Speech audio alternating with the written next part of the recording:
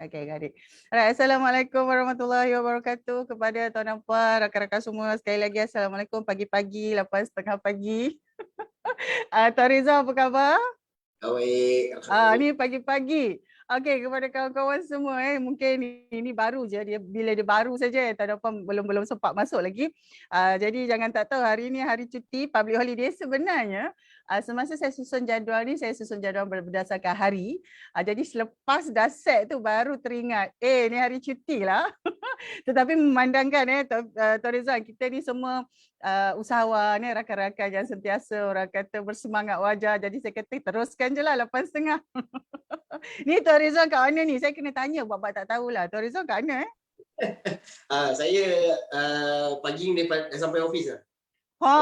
Tengok betapa semangat wajahnya dengan semangat Hari Malaysia hari ni. Tuan Rizal dah masuk office awal 8:30 pagi pada hari public holiday. Jadi sementara tu dekat ni dekat office yang mana ni Tuan Rizal? Dekat takkan dekat Skudai kot? Tak lah. Saya kat office Gombak ni. Di Gombak, Skudai jauh sangat ni. Okey, dia office di Gombak. Kalau dekat Gombak tu dekat kawasan mana office tuan?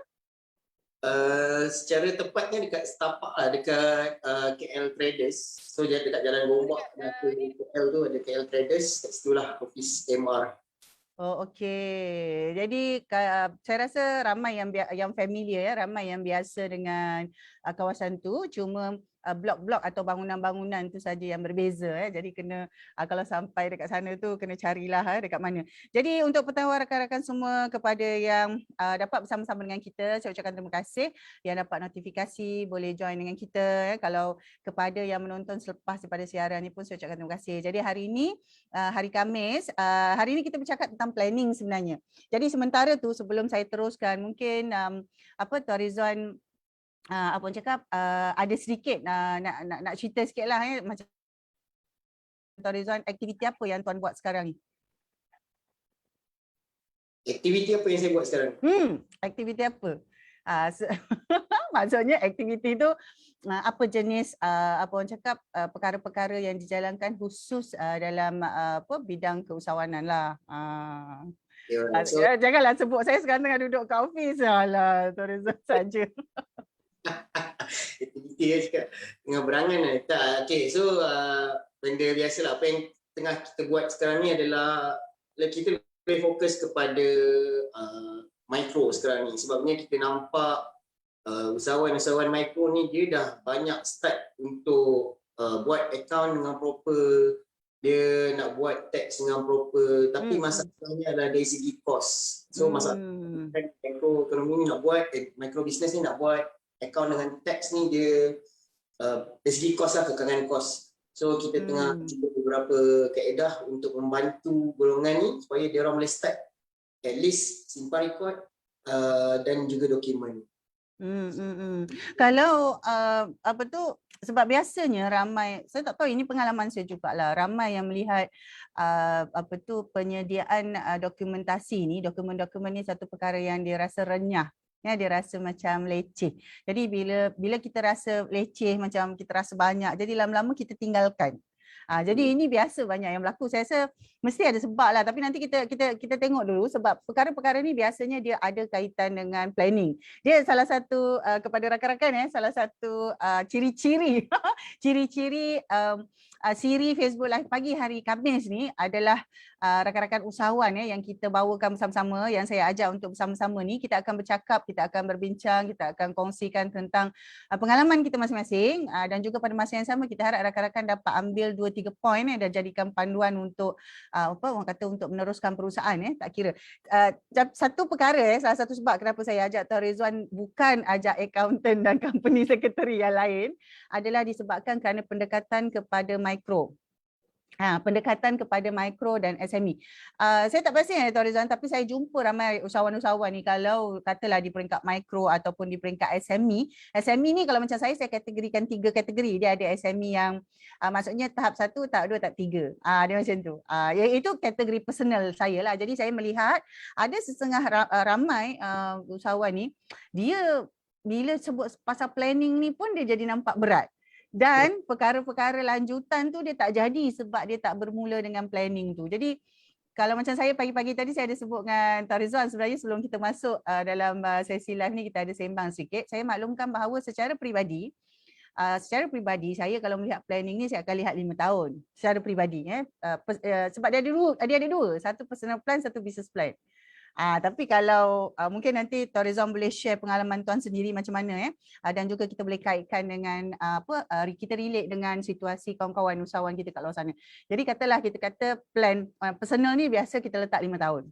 Kemudian ini pengalaman saya lah. Kemudian baru kita zoomkan, saya lihat kepada 3 tahun pertama, daripada 3 tahun pertama tu apa kita nak capai untuk mencapai 5 tahun. Kemudian daripada 3 tahun tu kita pecahkan lagi setahun. Daripada setahun tu baru kita pecahkan pada Q1, maksudnya every quarter, Q1, Q2, Q3, Q4. Jadi macam sekarang ni sebenarnya kita dah habis dah Q3 kita nak masuk Q4. Jadi kita terus bercakap pasal Q4. Q4 tu maksudnya Oktober, November, Disember lah kan. Okey, apa yang kita nak buat tu berdasarkan kepada apa yang kita nak capai tahun ni, yang akan memenuhi apa yang kita nak capai 3 tahun, yang akan memenuhi apa yang kita nak capai 5 tahun. Jadi itu pengalaman saya sebab dalam konteks sekarang, ini satu lagi lah kan Tuan Rizwan, dia bila kita mikro ataupun SME yang ada 100% kuasa buat keputusan, dia nama SME tapi dia SME kategori lain, dia SME yang dia ada 100% decision making power tu. Itu sebenarnya yang saya kata level 1 tu. Kalau level 2 dia lain sikit, level 3 dia lain sikit. Kalau level 1 saya lihat usahawan SME kadang-kadang dia micro lagi. Cuma sebab revenue dia tu macam besar kan. Jadi revenue tu besar, lepas tu staff dia banyak, tapi decision power masih lagi 100% ada pada individu tertentu. Jadi itu yang saya lihat macam tu. Kalau planning tu, kalau kecil, micro, biasanya personal planning tu dah jadi part of dia punya business plan. Kemudian baru dia pelan-pelan dia pecahkan. Jadi itu yang saya nampak. Kalau mungkin Tuan Rizwan boleh share sikit lah, kalau macam tuan kan buat firma sebagai seorang yang mengendalikan accounting firm. Lepas tu company secretarial firm. Bukan sikit. Kalau satu officer, saya tak tahu, tapi banyaknya kawan-kawan share satu officer yang berlesen, dia letak capacity maksimum sampai 100 dengan tim lah. Bukan dia buat seorang-seorang dengan tim. Jadi kalau dalam satu firma tu ada 2-3 orang, maulah kan berapa ratus kan. Jadi Tuan Rizwan boleh cerita sikit macam mana dari segi planning tu kan, apa pengalaman tuan dan juga mungkin ada sikit-sikit yang kawan-kawan kita dengar dia boleh ambil lah poin-poin tu. Okay, right. So berkenaan dengan planning ni. Planning ni nombor 1 kena ada lah. Nombor 1 kena ada. Nombor 2 adalah untuk pelaksanaan dia. Okay, saya nak kongsikan satu kisah saya sendiri. Ataupun mungkin kisah ni juga biasa dialami oleh kawan-kawan yang dengar. Okay. So satu hari saya dah merancang untuk keluar rumah nak pergi ke supermarket. Okay. So jarak daripada rumah nak ke supermarket tu lebih kurang dalam 9 km. So kita jalan. So dalam perjalanan tu kita mikir macam-macam. Tiba-tiba saya sedar saya dah terlajak lebih 5 km dan siap dah masuk simpang lain dah. Kan? Sedang plan dah nak pergi supermarket. Saya dah plan dah nak pergi supermarket tu. Tapi sebabkan kita tak fokus, kita fikir benda-benda lain, kita dah terlajak sampai ke tempat lain dan tempat saya lah patah balik. Okay? Right. So, tapi kita macam saya tu dah ada plan. Saya dah ada plan nak ke pasar raya. So, saya tahulah saya nak patah balik pergi ke pasar raya tu. Kita ada direction macam ni kita nak pergi balik pada kita punya planning tadi. Okay. So, that's why kita perlu ada plan dalam bisnes sama je. Kalau macam tadi saya keluar rumah saya tak ada plan, right? So saya tak tahu nak pergi mana, saya tekan minyak kan. So sampai mana-mana pun saya tak tahu kan. At the end mungkin sampai minyak habis ke ataupun saya mungkin patah balik ke, so tak ada apa-apa hasil, right? So saya cuma keluar rumah, habiskan minyak, habiskan masa. So sama juga dengan bisnes lah. So kita memang kena ada plan, tapi mengikut pengalaman saya sendiri dan ramai maksudnya klien-klien, so nak set up plan ni sebenarnya sesuatu benda yang mencabar sebenarnya. Kita boleh je nak letak lagi 5 tahun kita nak rumah banglo, nak kereta besar kan. Okey, betul-betul. Tapi saya sebagai orang yang menguruskan akaun bisnes, so saya lebih fokus kepada perancangan atau planning untuk bisnes itu sendirilah, rather kepada personal. Sebabnya pada saya kalau bisnes okey, then kita pun boleh achieve kita punya personal goal dengan kita punya personal planning. So benda tu datang selari. Pada saya benda tu datang selari. Alright. Tapi kalau kita apabila kita pergi je dekat planning personal je melebihi planning dekat bisnes, so kebiasaannya dia akan menghadapi masalah lah ni yang saya lihat. Saya lihat daripada klien-klien kita, sebab kita pun kita biasa, macam saya, kita biasa dengar dia orang punya perancangan, apa dia orang nak buat, supaya kita boleh bantu dia dalam pengurusan akaun dan cukai ni supaya dia match lah. So nombor satu mesti ada perancangan. Perancangan mesti ada jangka masa panjang. Kalau kita baca teori, kalau baca teori punya cerita, kita mesti ada end game. Maksudnya bisnes end game dia macam mana? Right. Tak kira lah kalau end game tu 30 tahun ke, 20 tahun ke, 15 tahun. So nak sampai ke level tu nak kena fikir, biasanya kena buat research lah. Pengalaman saya, benda tu kena buat research. Mula-mula start business memang susah lah kita nak tahu kita nak pergi ke mana sebenarnya kan. Tapi begitu by progress kita akan jumpa jugalah. So kita kena set satu end game, dan anything happen, kita punya direction adalah dekat end game tu. So macam mana kita, contohnya macam gangguan sekarang ni kan, gangguan COVID-19 sekarang ni. So apa tindakan kita tu untuk memastikan kita masih berada di landasan yang betul nak sampai ke end game. Macam Puan Min cakap tadi lah. So daripada long term goal tu kita akan pecahkan kepada short term goal, ataupun macam 10 tahun, 5 tahun, 3 tahun, dan setahun sendiri pun kita pecah lagi quarter, dan quarter kita pecah lagi dengan sebulan punya planning. So memang, tapi mesti ada satu goal yang long term lah. Okay, Puan Min, saya punya perkongsian tu terlalu jauh sangat ke ataupun Okey, Tuan Rizwan, tapi saya mungkin saya bawa satu lagi senario ya, sebab baru-baru ni yang ini yang cerita tadilah dua hari lepas ada seorang rakan usahawan ni, dia menghubungi saya. Dia kata dia plan dia dalam keadaan semasa ni ada isu-isu lah, jadi berhenti kerja. Tak ada lagi pekerjaan. Jadi tak ada pekerjaan. Jadi beliau mulakan satu aktiviti. Satu aktiviti ni untuk jana pendapatan lah. Jana pendapatan, nak dapat duit poket. Yelah, kalau macam orang lelaki, dia ada plan. Dia kata, okey, nak bagi anak bini makan apa kan. Macam mana nak cover education anak, macam mana. Lagi-lagi waktu PDPR yang macam-macam sekarang ni kan, dengan MCO, dengan SOP yang macam-macam. Jadi dia kata lepas tak ada kerja tu, jadi 3 bulan dia buat je satu aktiviti untuk dia dapatkan income, dapatkan duit poket lah. Jadi kemudian lepas daripada tu baru dia nampak. Lepas 3 bulan pengalaman dia buat aktiviti menjual ni, baru dia perasan, lepas ni macam mana sebab apa yang dia buat tu tak sustain. Maksudnya klien datang sekali, habis, atau dapat jual pada satu customer tu je. Lepas tu dah tak ada dah nak repeat sale ke, nak offer ke, nak upsell ke, semua tak ada. Jadi dia dah rasa kena buat benda lain lah yang lebih solid, maksudnya yang lebih sustainable lah, yang lebih boleh lama sikit kan. Jadi dia fikir dia nak start sesuatu. Jadi dia nak start sesuatu tu yang dia hubungi saya tu. So kita pun berbual lah dalam 30 minit. Sebab saya ada buat free call session 30 minutes free call session to review your business plan. Jadi antara perkara yang saya tanya, apa yang Encik nak? Macam tu tahu. Apa yang nak dicapai? Pada waktu tu dia terdiam sebab dia kata, saya tak terfikir pula. Sebab saya nampak macam waktu sekarang ni, yelah kan, semua orang kena buat bisnes kan, tak cukup. Semua orang bagus jual makanan, jadi saya memang nak berniaga jual makanan. Dia kata. Jadi bila tanya, okey, apa tujuannya memang dia nak buat duit. Okey, fine. Tapi lepas tu tanya apa yang nak dicapai sekurang-kurangnya plan setahun. Okey, katalah mula sekarang, apa yang nak dicapai sekurang-kurangnya setahun. Jadi dia kata, saya tak fikir lagi lah Puan. Saya tak fikir, saya tengok saya nak start je bulan depan. Dia macam tu. Jadi kalau dalam keadaan macam gitu, kalau saya kata bila planning ni, kita dah cerita tadi kan, kena ada. Jadi maksudnya encik yang call saya tu, dia dah tahu, dia dah tahu dia tak jelas, jadi dia minta bantuan. Dia nak tanya orang, okey apa nak buat ni kan? Apa nak ni? Jadi bila lepas daripada tempoh 30 minit tu, dia ada sebut sesuatu lah, sebab antara perkara yang pertama saya minta dia sediakan dulu adalah rancangan bisnes tu macam mana.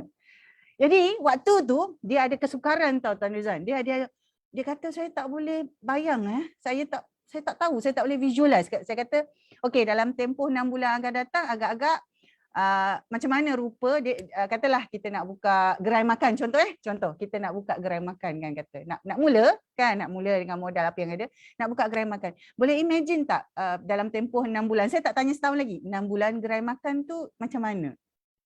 Tak boleh. Okey, turun lagi. Kalau dalam tempoh 3 bulan agak-agak rupa gerai tu macam mana? Baru keluar sikit. Okey, baru dia cakap sikit idea dia macam mana, baru ada sikit. Jadi saya nak tanya, saya tak tahu pengalaman Tuan Rizwan macam mana sebab kadang-kadang bila orang tanya kita ataupun kita nak fikir jauh, kita katakan orang cakap kan, think big lah, think big kan dia katakan. Engkau plan ni kecil-kecil mana boleh, plan lah besar sikit. Kau tak nak kaya ke? Macam tu. Jadi saya nampak perkara-perkara ni kadang-kadang menyebabkan kita jadi lagi stres lah. Kita kata kita nak buat sesuatu yang baik, yang bagus tapi jadi stres pula. Nak think big. Macam mana kan? Dia kata tak boleh nak imagine. Tak boleh nak imagine. Jadi itu kalau macam saya ambil pendekatan macam ni. Okay, think big. Tapi kita mula kecil dulu. Itu sebabnya masa dalam tempoh 30 minit yang saya kata saya bercakap dengan cik yang menelpon saya tu, saya kata okay kita 12 bulan tak boleh? Okay tak apa. Bukan 5 tahun bukan 10 tahun, tak. 12 bulan, setahun. Okey 12. Tak boleh, okey 6 bulan. Tak boleh, okey 3 bulan. Kalau dalam tempoh 3 bulan pun dia tak boleh, saya sebenarnya saya akan turunkan lagi. Okey dalam tempoh 30 hari. Okey bulan depan nak buka gerai, boleh imagine tak gerai itu yang macam mana? Jadi itu yang saya nampak tau Tuan Rizwan. Kenapa orang tak ada planning ni bila kita banyak sangat orang cakap think big lah, tak nak kaya ke, kita kena bisnes kena kaya. Kalau bisnes tak kaya buat apa buat bisnes. Jadi saya nampak perkara-perkara ni jadi satu perkara yang tak berapa sihat. Tak adalah salah tapi kurang sihat.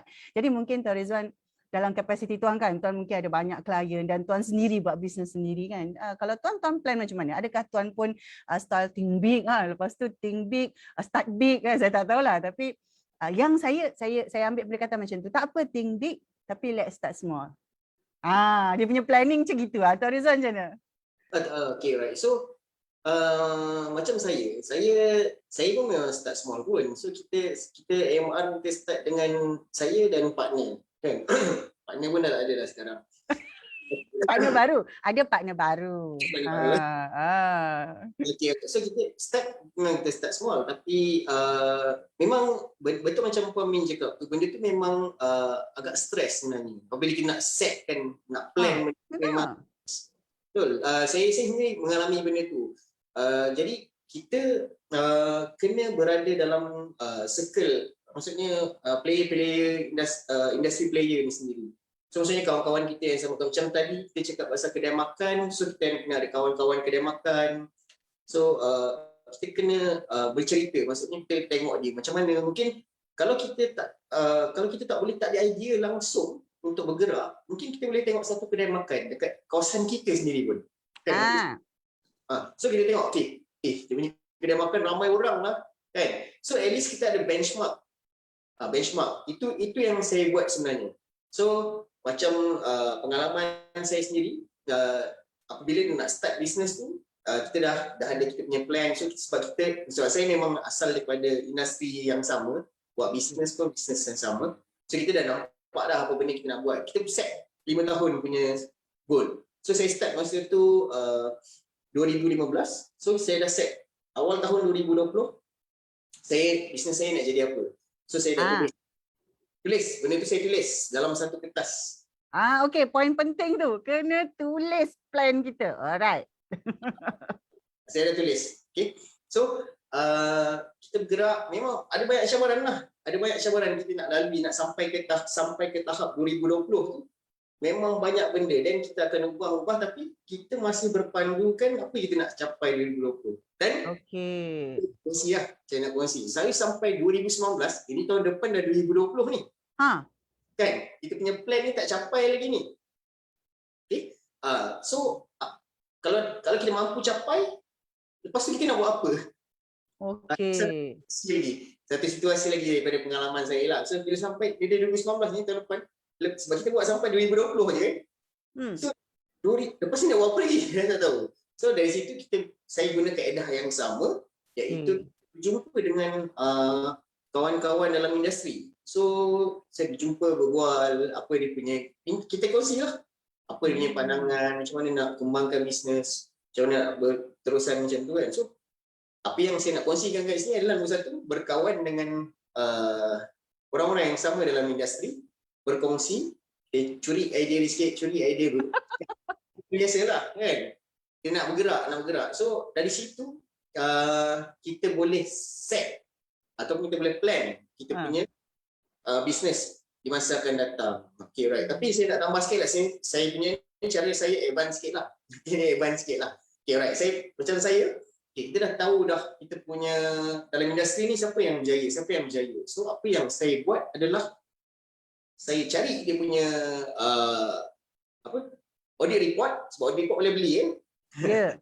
So dari situ kita tengok macam mana dia berkembang dari setahun ke setahun dan macam mana keadaan bisnes dia sekarang. So maksudnya kena buat research lah. Tadi pada soalan Puan Min, macam mana sampai tak ada idea nak bergerak, apa nak capai tu, memang kita kena tengok pada business player yang lain, kita kena berjumpa, kena berbual, ataupun kita kena buat research dari segi data-data yang boleh kita pakai lah. Jangan data orang-orang pergi bergosip ke kita nak pakai kan. So itulah saya teringat bila Tuan Rizwan sebut, Tuan Rizwan kata guna data. Jangan ambil maklumat berdasarkan gosip. Saya sebenarnya nak ambil point ni sebab dia tak boleh lari daripada planning kita kan. Pernah satu ketika tu Tuan Rizwan, ada seorang klien tu, dia cakap dengan saya, Puan, kenapa semua orang nak pergi IPO Puan, best, kenapa orang tu nak, saya tengok dia orang semua pergi kelas belajar macam nak pergi IPO. Apa sebenarnya yang best tu nak pergi IPO tu? Jadi saya pun senyum. Okey. Padahal saya sebab ini klien kan, jadi sesi kita tertutup. Jadi kita pun kita saja. Jadi saya pun tanya, siapa?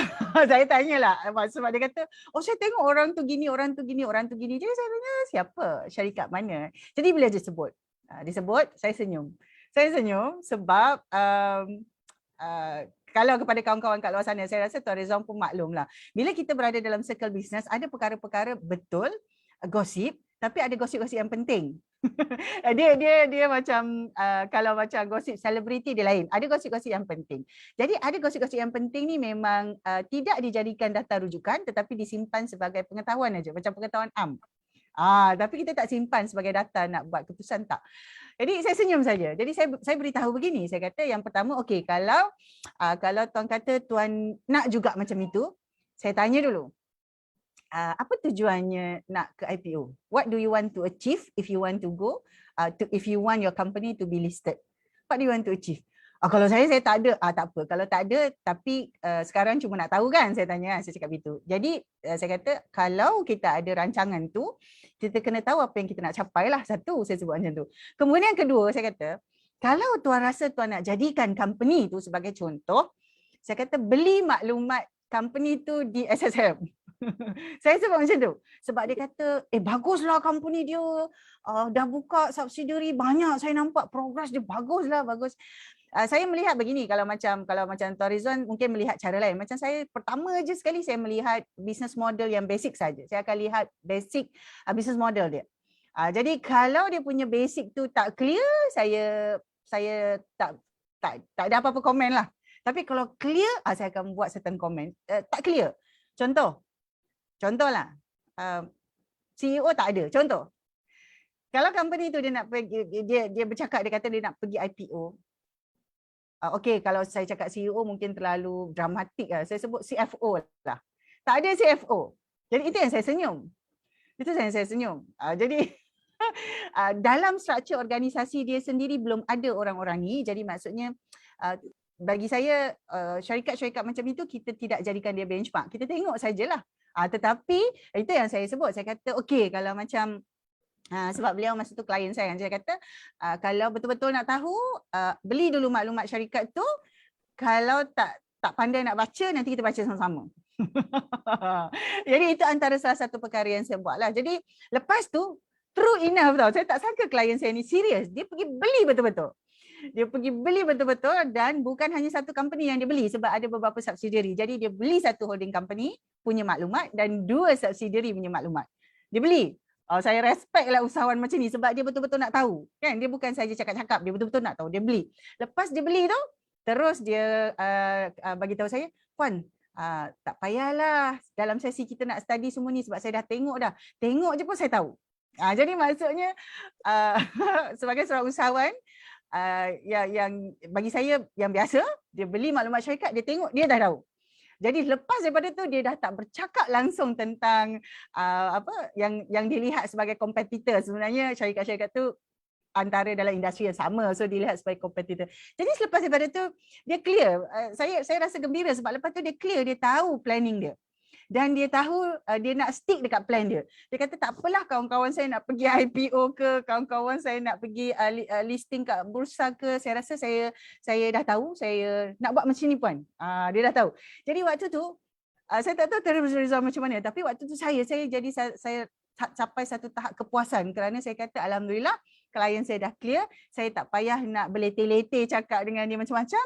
Bagi tahu je, 1, 2, 3 dia buat decision. Dan sekarang alhamdulillah walaupun bukan klien secara rasmi, tapi kita masih ada engagement on project basis. Jadi sekarang dia dalam projek nak buat apa orang cakap projek baru untuk expand business dia dan dia minta saya involve untuk build the basic planning tu dengan dia lah sama-sama sebelum dia buat masuk team dia. Jadi saya nampak Tuan Rizwan bila kita cakap tentang data, kita tak boleh tengok cerita dekat social media untuk nak jadikan benchmark planning kita. Jadi kalau macam Tuan Rizwan cakap tadi kan, okey ambil data yang betul. Kalau boleh Tuan Rizwan share terperinci sikit. Sebab kalau saya cerita mungkin dari kacamata saya kan, kalau macam Tuan Rizwan, apa sebenarnya perkara-perkara bila kita kata benchmarking tu untuk planning kita kan, lepas kita benchmark dekat industri player yang sama tu, kalau kita kata data yang betul ni ataupun data yang solid ni yang macam mana, yang mungkin Tuan Reza explain sikit lah. Saya punya explanation dia jadi macam suka-suka je kan, jadi mungkin serius sikit datang dari Tuan Reza kan. Okay, right. So data yang macam mana tu adalah nombor satu daripada ni lah SSM punya dokumen. So daripada SSM punya dokumen tu kita boleh tengok dia punya shareholder, kita boleh tengok dia punya director, kita boleh tengok even audit report sendiri pun. Cuma ada setengah company yang dia boleh hide dia punya audit report lah. Kalau dia cukup syarat, dia boleh hide dia punya audit report, so kita tak boleh nak tengok juga. Tuan, kalau Tuan boleh share sikit syarikat yang macam mana yang dia boleh hide? Dia syarikat yang private lah. Private maksudnya syarikat kecil yang shareholder bawah 20 orang. Macam kebanyakan SME kita ni, shareholder same director, same shareholder. Okay, yang tu dia boleh. So maksudnya dia minta exam private company, EPC, beritahu dekat company secretary, kita tak nak publickan kita punya audit report. So dia boleh buat. Then tak nampak lah audit report dia. Okay, jadi kalau maklumat tu kalau kita beli, tak adalah maklumat audit report? Dia tak ada audit report. Kita nak stay search pun dia tak ada. Stay search kat mana pun dia tak ada. So kita tak dapat lah. Kan? So kalau tanya saya, audit report adalah something yang kita boleh rely lah. Walaupun sebenarnya hakikatnya kita dapat report tu macam tu. Kalau kita tak pandai baca maksudnya bukan kepakaran kita untuk baca audit report tu, mungkin kita tengok sales 10 juta kan. So kita tak tengok another side dekat dalam balance sheet. Kan, so mungkin data kita baca tu salah interpret lah. So nombor satu memang dekat data dekat SSM lah. Tu lepas tu dengan data apa lagi kita boleh buat? Contohnya data yang kita tengok sendiri. Data yang kalau kita cakap bisnes dia bisnes dia bagus lah contohnya kan. So kita tahu lah dia punya office kat mana. Kita boleh pergi tengok office dia. Kita boleh tengok betul ke dia ada team. Kan kalau contohnya macam Tuan Min cakap kan, kita tunjuk dekat media sosial. Saya boleh tunjuk media sosial. Staff saya ada 100 orang. Panggil ramai-ramai gambar sini, team dah makin besar. So tapi hakikat yang sebenarnya betulkah 100 orang tu? Right. So macam tadi kita tengok kita datang office, Tak ada pun staff dia kan. Takkanlah staff 100 orang dengan capacity office macam ni. Contoh lah, ada contoh antara benda yang kita boleh tengok. Maksudnya daripada pemerhatian kita sendiri, daripada data-data yang valid, so kita boleh buat comparison untuk membuat kita punya keputusan tadilah planning kita tu. Kan? Alright, so data apa lagi tu setakat ni yang saya boleh kongsi tu je lah. Kalau macam saya accountant, saya ada banyak data kat office saya ni. Itu kelebihan dia, tu yang orang lain tak ada tu. Tu yang kena kawan baik dengan Tuan Rizwan ni. Tak ada, dia tertaluk kepada PNC. Betul. Okay, right. So that's why kenapa orang yang macam Puan Min pun berdasarkan pengalaman kan.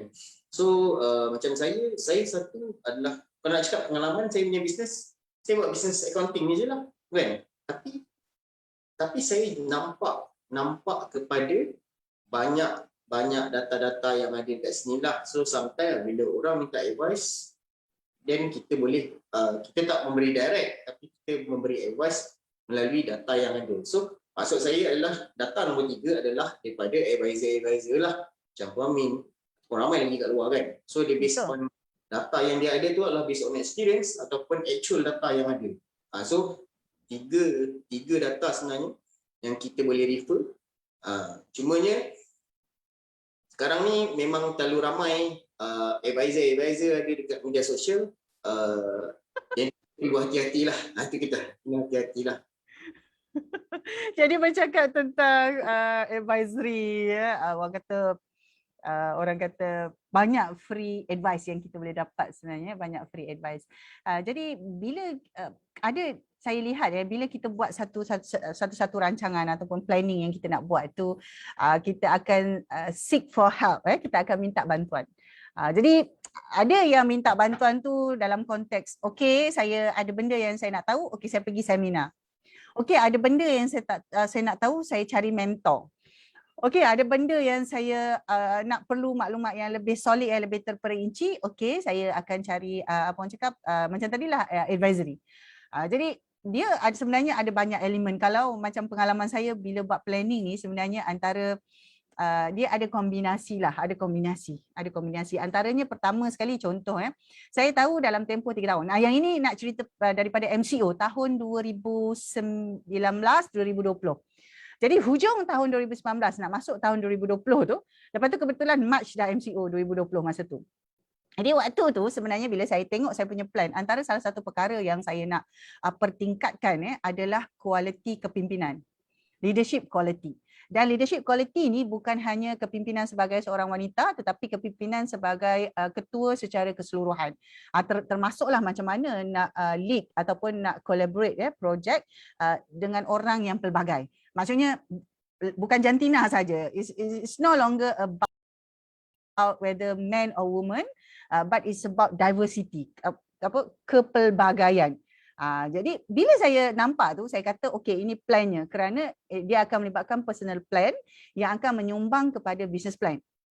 Kalau saya dapat kuatkan yang itu, dia akan menyumbang kepada rancangan bisnes saya.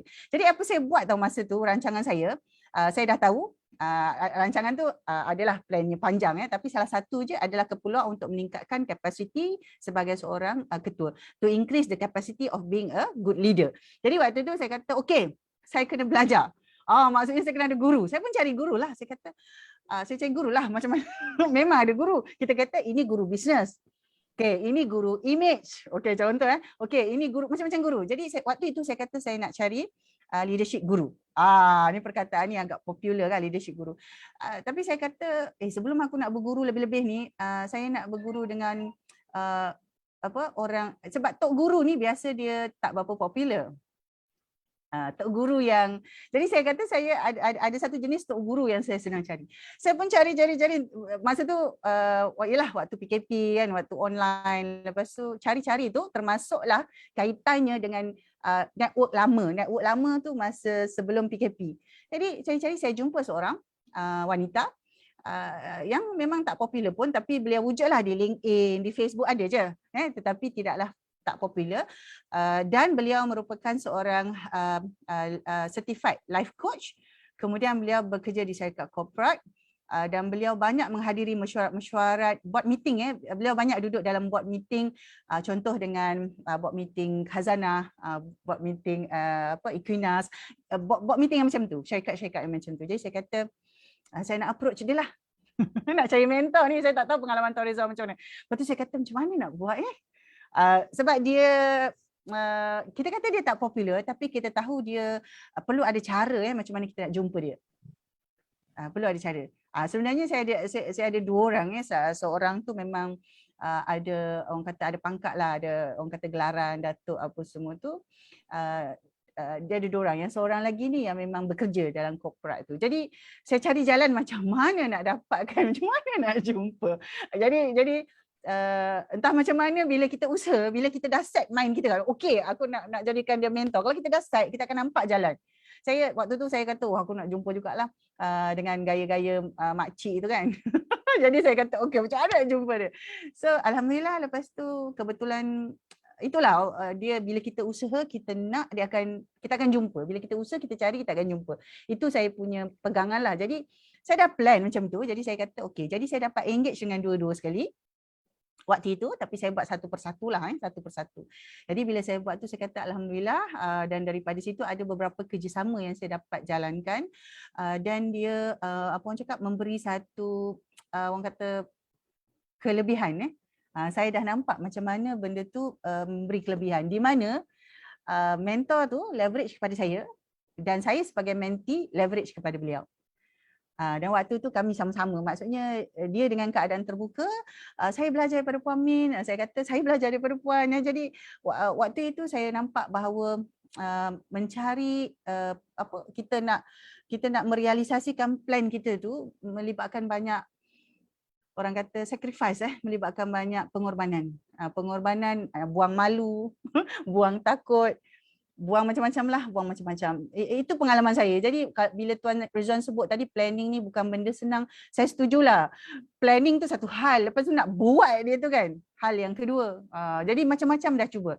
Dan pada masa yang sama juga cari guru ni ialah dia bukan satu guru, banyak guru, tapi macam mana kita nak blend tu, macam mana kita nak jadikan dia sebagai satu resepi yang baru. Satu resepi yang baru. Itu pengalaman saya. Kalau tanya saya, Tuan Rizwan, sebenarnya sampai ke satu tahap orang kata itu satu trauma.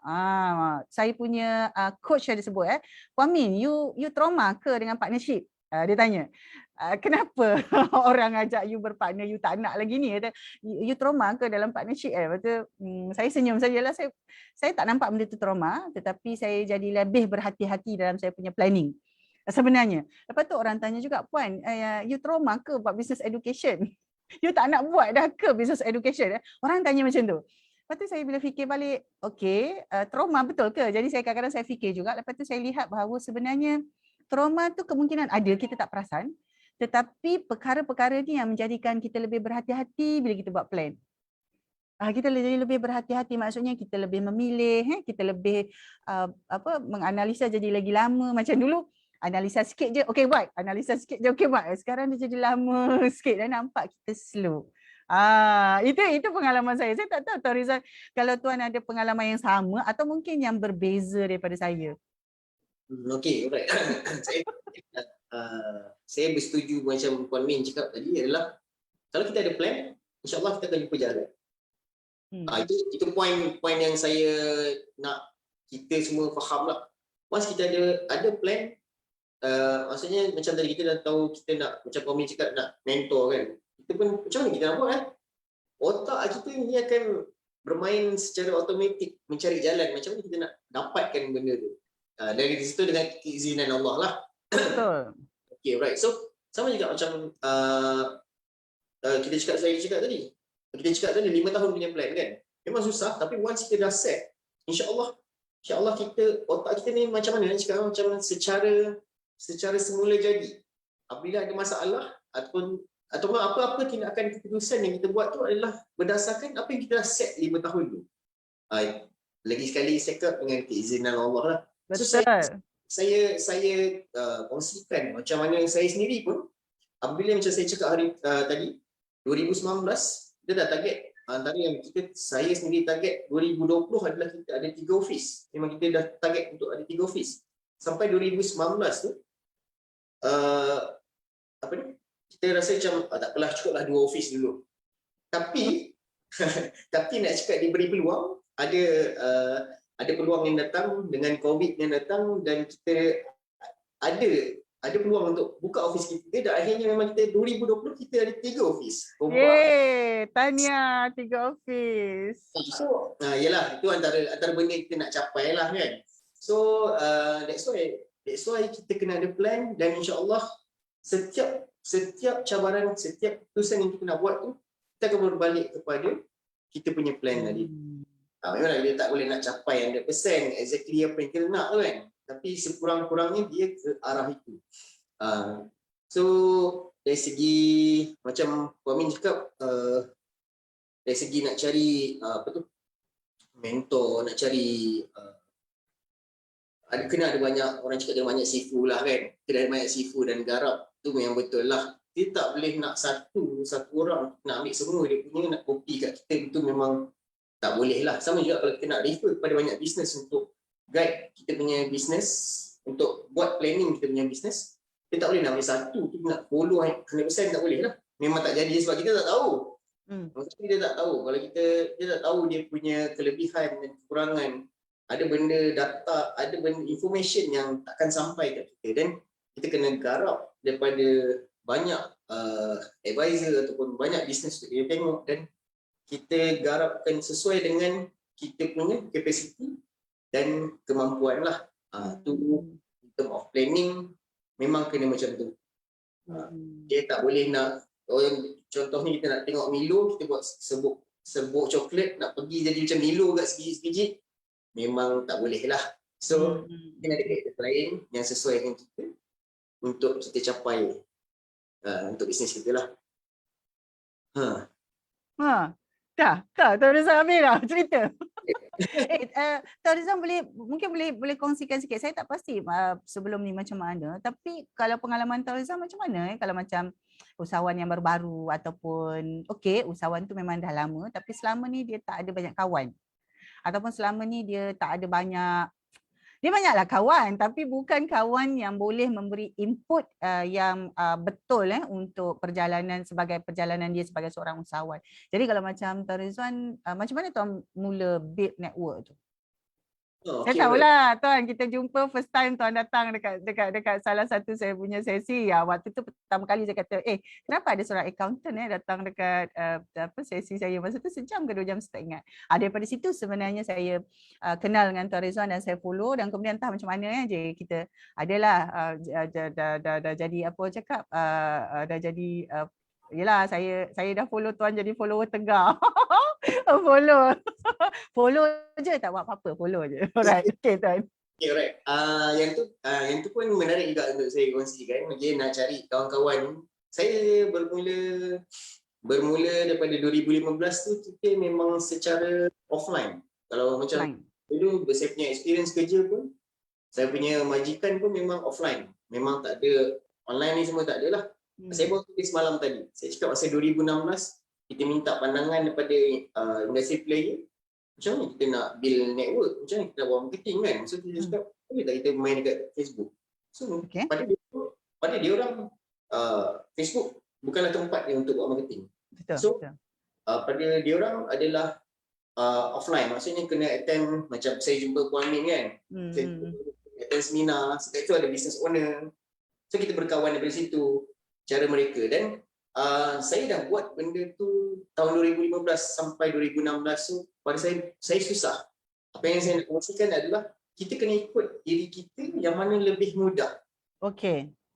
So kena cari lah. Tak boleh lah kita cakap, contohnya macam saya susah lah offline, kita pergi join seminar sana, jumpa bisnes tukar, bisnes card, tapi after that kita try nak buat network, susah, tak menjadi kan. So cubalah cara lain. So saya pun mencuba dekat Facebook. So saya berkawan dekat Facebook. Contohnya macam ramai kawan-kawan saya yang kita tak kenal pun dekat Facebook. Betul, okay. Like, haha kan. So start daripada situ, and then kita PM lah dia. Jom, Tuan free lah. Jom kita minum. Macam tu je. So dari situ, serius, saya punya kaedah macam tu.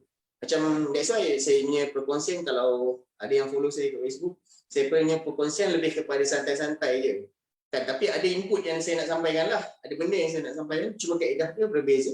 Sebab saya nak bersosial dekat situ. Dia sambil berkongsi maklumat, sambil buat marketing lah. So dari situ jumpa orang, contohnya bila macam saya pergi Johor, saya jumpa lah siapa yang kawan kat Facebook yang dekat Johor. Kalau saya pergi Ipoh, saya tengok siapa yang dekat Ipoh. Macam tu lah saya guna pakai. So apa yang penting adalah kena cari satu kaedah yang bersesuaian dengan kita untuk membina network dan berkawan lah. Ada orang yang dekat media sosial memang tak boleh, so dia kena pergi cari offline lah. Saya susah dekat offline ni, macam mana nak engage mula-mula. So kita kawan dekat dulu, dekat media sosial dulu, dan engage dekat media sosial, dan kita pergi kepada offline, dan akhirnya kita ada network kita sendirilah. Saya bila ingat perkara-perkara ni, sebenarnya orang tak nampak bagaimana kita punya aktiviti tu memberi input kepada planning kita.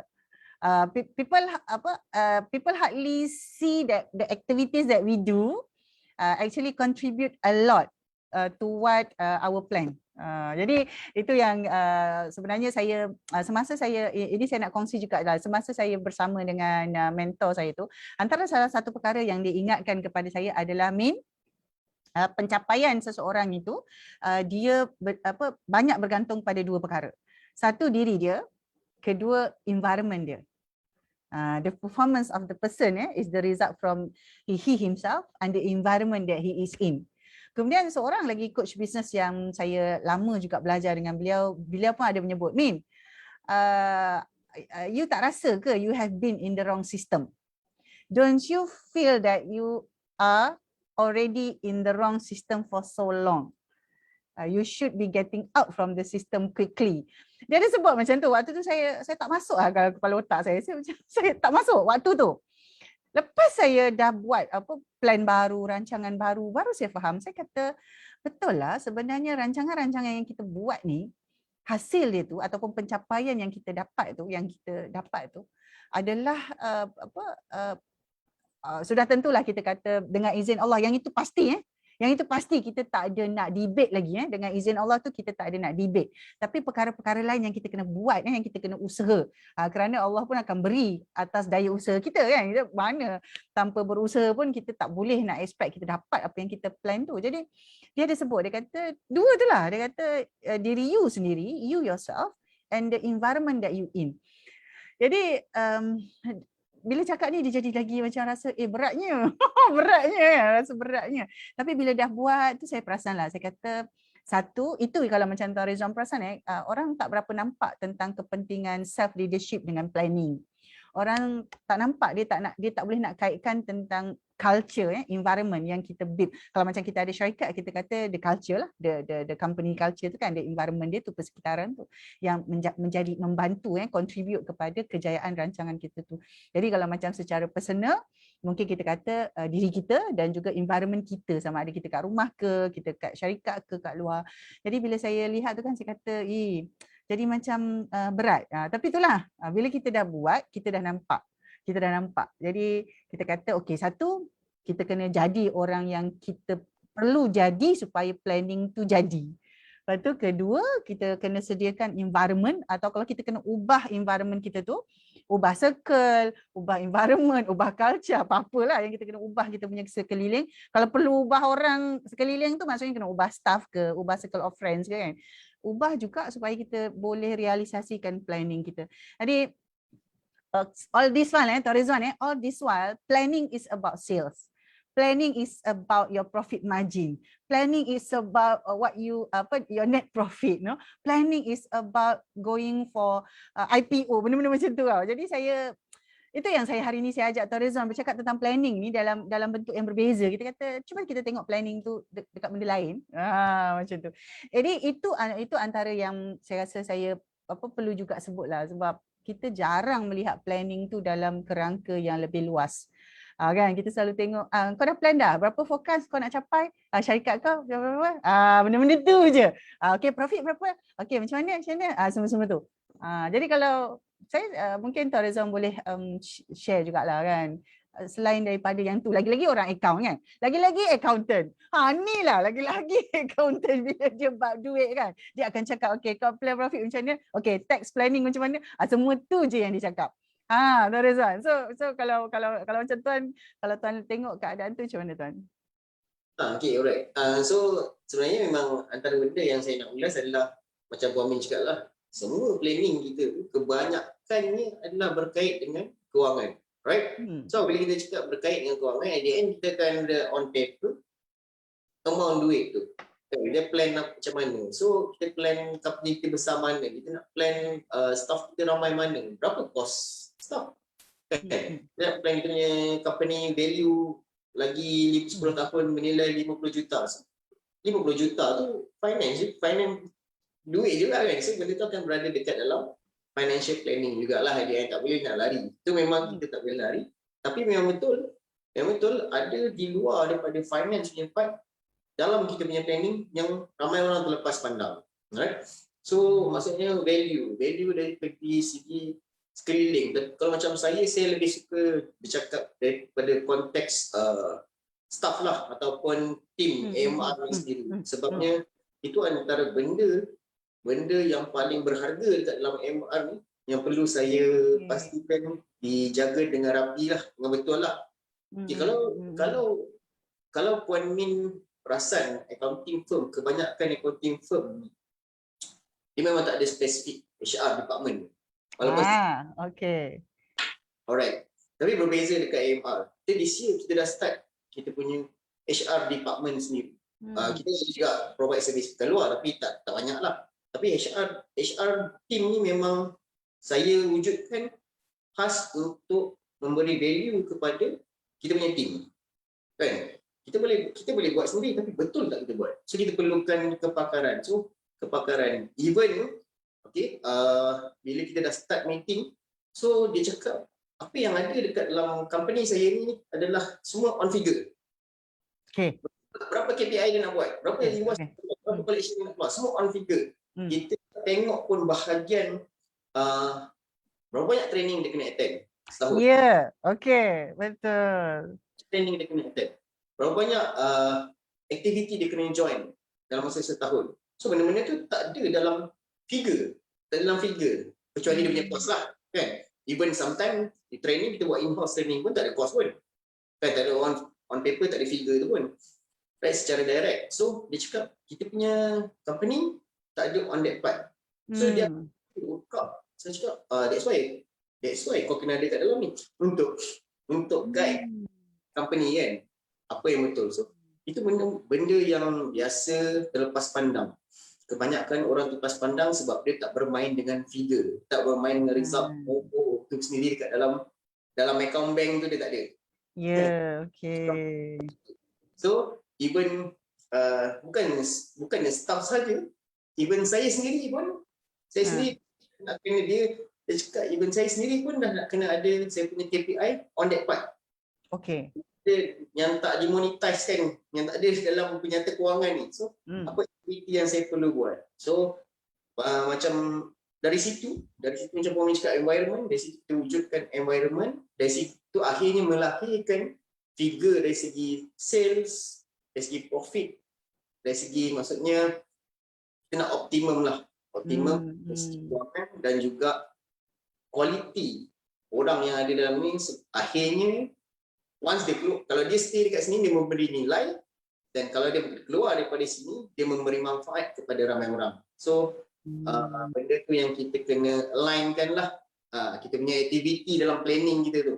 Ini saya contoh staff lah, sebab isu yang terbaru yang tengah kita work out kan, tengah usahakan, yang boleh saya kongsikan dalam planning untuk kita mencapai kita punya end game tadi lah. So kan ada benda lain macam saya maksudnya setakat tu je lah tu Cik Rizwan boleh share. Okay, Tuan Rizwan, alhamdulillah kita sedar tak sedar Tuan Rizwan tak rasa penat bercakap dah sejam. Tak ada saya tanya berapa apa. Biasanya kawan-kawan kalau saya kata saya nak jemput untuk bersama-sama dalam sesi FB, biasa dia akan tanya berapa lama. Sebab bagi dia tak nak lama-lama sebab dia tak tahu apa nak cakap. Tapi kebanyakannya yang saya jumpa bila dah on tu banyak ceritanya yang ada tapi tak sempat habis yang nak diceritakan. Jadi saya sebenarnya sangat berterima kasih kepada Tuan Rizwan sebab Tuan Rizwan merupakan antara salah seorang yang menyokong kepada perkembangan usahawan dari segi mikro, SME, maksudnya usahawan awal-awal yang nak mula dan yang orang kata bertatih lah. Walaupun kadang-kadang dah lama dalam bisnes tapi mungkin baru nak memperbaiki banyak sistem-sistem pengurusan. Jadi itu antara salah satu perkara saya sebenarnya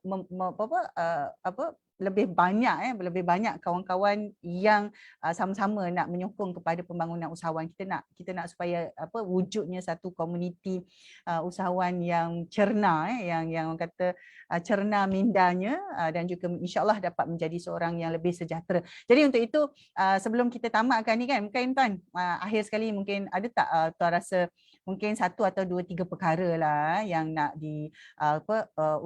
untuk penutup ni kepada rakan-rakan usahawan mungkin 1 atau 2 3 perkara yang supaya dijadikan poin penting terutama dalam planning.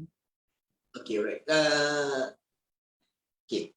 Ni benda yang saya nak, kalau boleh saya nak semua orang dekat dalam Malaysia ni yang berada dalam ekosistem bisnes SME ni, kalau boleh saya nak semua orang buat benda ni lah. Maksudnya adalah perancangan ni masa terdekat ni, maksudnya kita cakap tahun depan.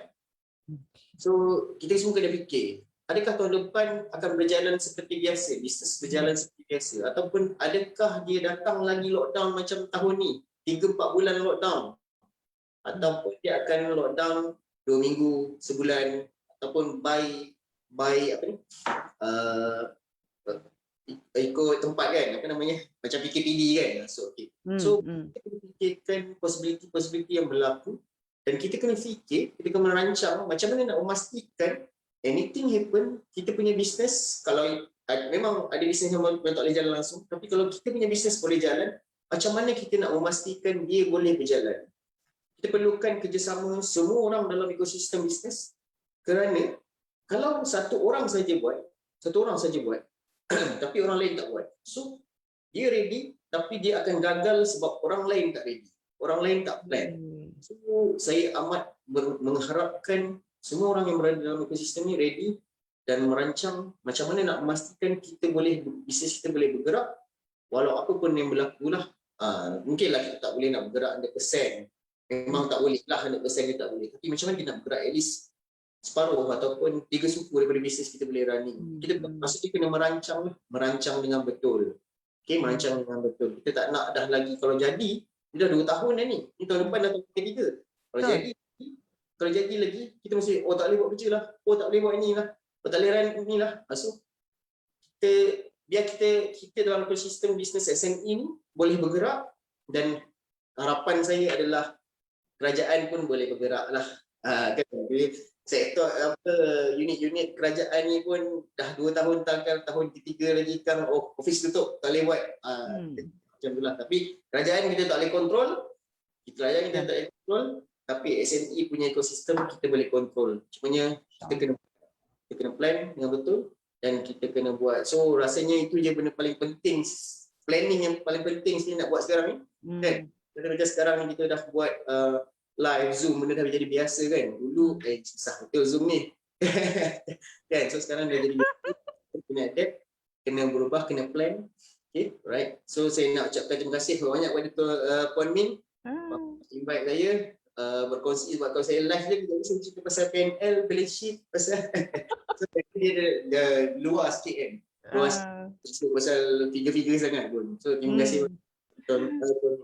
Alright, terima kasih Tuan Rizal sebab saya tahu Tuan ada banyak cerita sebenarnya, Tuan ada banyak perspektif, Tuan ada banyak pengalaman yang apa cakap kena dikeluarkan cuma kena kena caranya baru dia keluar. Kalau tidak dia duduk je diam-diam dalam office dekat Starbucks tu kan.